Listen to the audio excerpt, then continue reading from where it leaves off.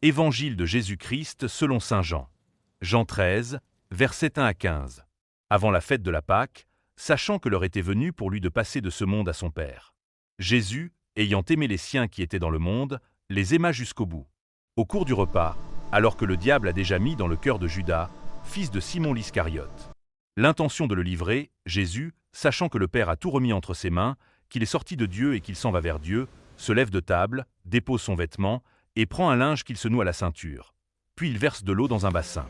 Alors il se mit à laver les pieds des disciples, et à les essuyer avec le linge qu'il avait à la ceinture. Il arrive donc à Simon-Pierre, qui lui dit « C'est toi, Seigneur, qui me laves les pieds. » Jésus lui répondit « Ce que je veux faire, tu ne le sais pas maintenant. Plus tard tu comprendras. » Pierre lui dit « Tu ne me laveras pas les pieds.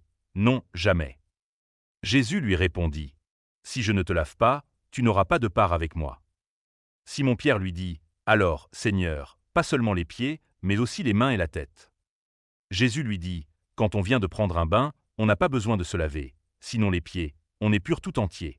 Vous-même, vous êtes purs, mais non pas tous. » Il savait bien qui allait le livrer, et c'est pourquoi il disait « Vous n'êtes pas tous purs. » Quand il leur eut lavé les pieds, il reprit son vêtement, se remit à table, et leur dit « Comprenez-vous ce que je viens de faire pour vous?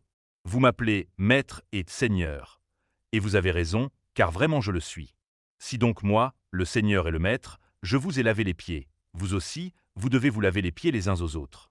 C'est un exemple que je vous ai donné afin que vous fassiez, vous aussi, comme j'ai fait pour vous.